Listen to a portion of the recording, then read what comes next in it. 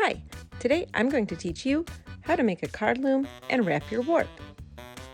You will need some yarn, scissors, tape, pencil, ruler, and a piece of square or rectangle cardboard.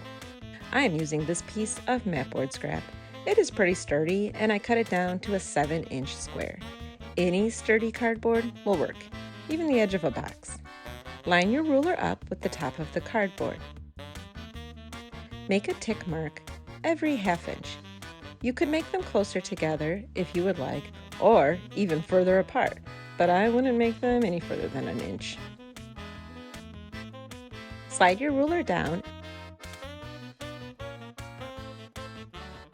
and make the same tick marks at the bottom of your cardboard.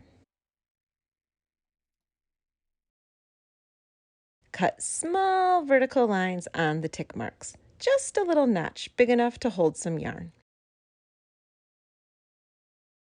I'm going to label my loom now, front and back. This will help a little bit when I start wrapping my warp. Now we will wrap our warp. The warp is what all our threads will be woven into.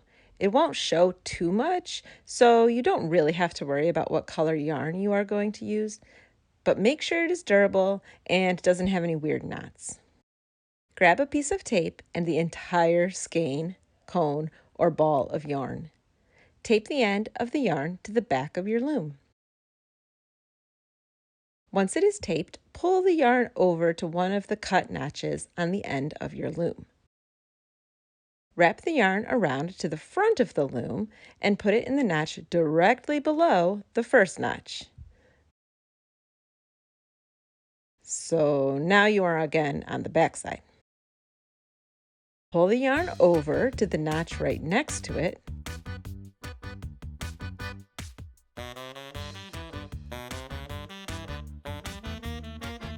Now the long part is back on the front. Pull the yarn to the notch directly below that notch. Now the yarn is on the back again. Guess what? Do the same thing. Put it in the notch next to it and pull it down. Put it in the notch next to it and pull it down. You will notice that the yarn on the front is in perfectly straight vertical lines, and the yarn on the back looks like it is sewed through the notches.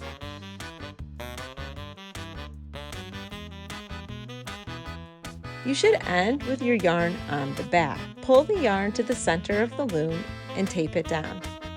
Then cut it off the skein. Ta-da! You are ready to weave.